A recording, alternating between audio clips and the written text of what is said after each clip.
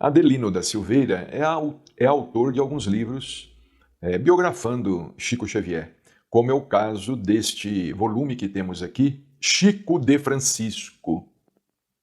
E ele conta vários casos de Chico Xavier e transcreve algumas entrevistas inéditas que ainda não haviam sido divulgadas, Chico falando a respeito de diversos assuntos.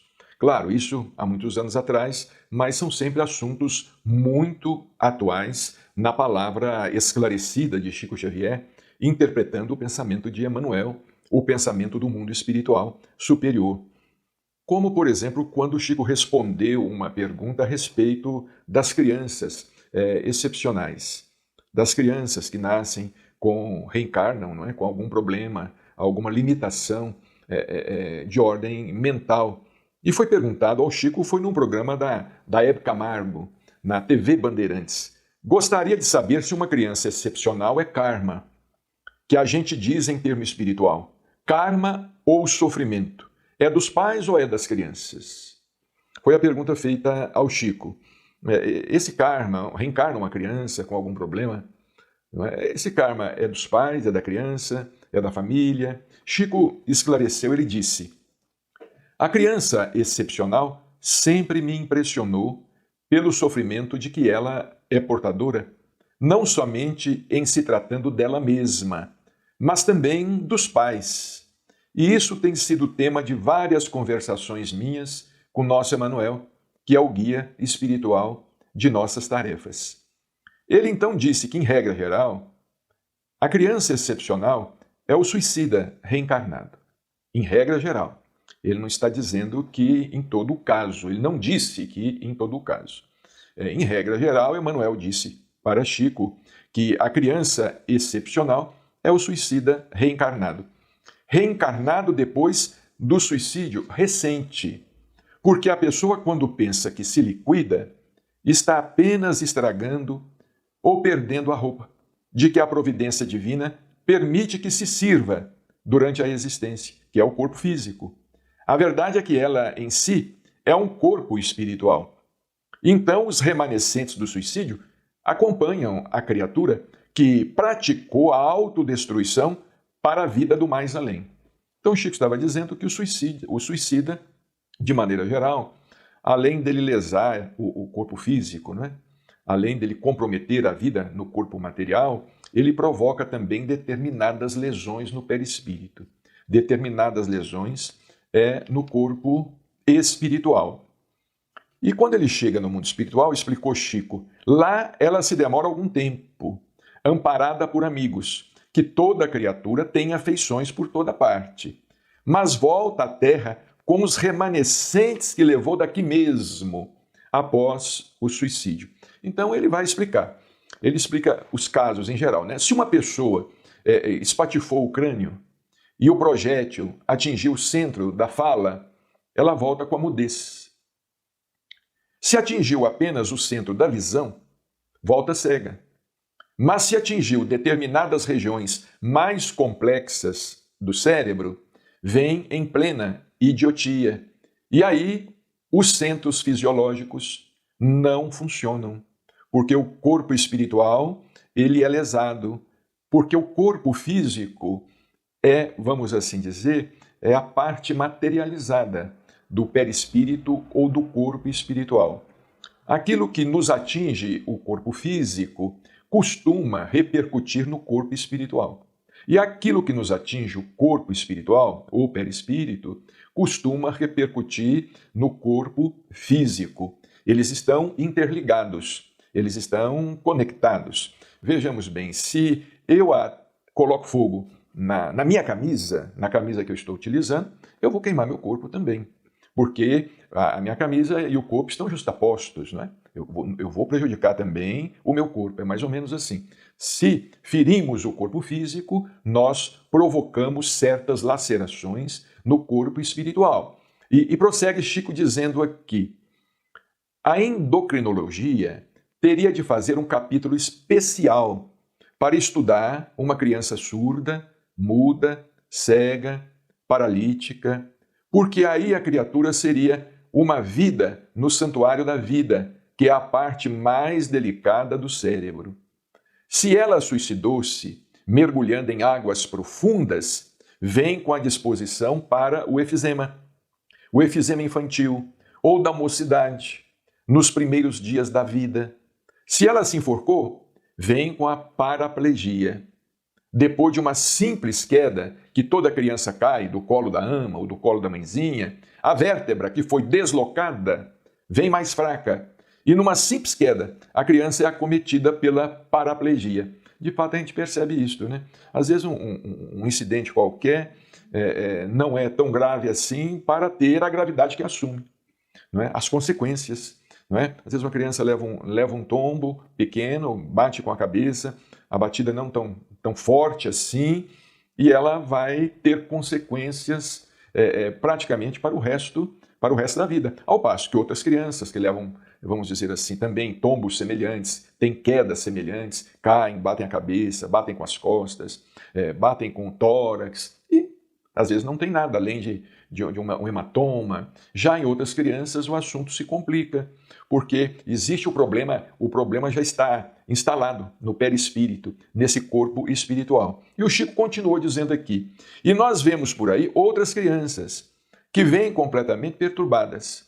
A esquizofrenia, por exemplo, disse é do suicídio depois do homicídio.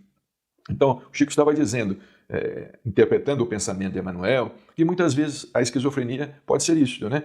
É um suicídio depois de um homicídio. A pessoa às vezes mata, assassina alguém e depois comete suicídio, e logo em seguida, e vem numa situação de extrema perturbação. O complexo de culpa, dizia Chico, adquire dimensões tamanhas que o quimismo do cérebro se modifica. E vem a esquizofrenia como uma doença verificável, porque através dos líquidos expelidos pelo corpo é possível detectar os princípios de esquizofrenia. Mas o esquizofrênico é o homicida que se fez suicida. Porque o complexo de culpa é tão grande, o remorso é tão terrível, que aquilo se reflete na própria vida física da criatura durante algum tempo ou muito tempo. Nos recordemos aqui que o Chico esclarece no início que isso é de modo geral, não é? Não podemos dizer que todo caso seja assim, não é? Cada caso é um caso, mas em regra geral, dizia Chico, é o que acontece. Há uma alteração no quimismo cerebral. E essa alteração é provocada pelo arrependimento, complexo de culpa, né? Complexo de culpa e pelo remorso. O espírito é tomado por um remorso muito grande. Nós temos visto, por exemplo, em nossas casas espíritas que realizam as sessões de desobsessão, os espíritos se comunicam, né?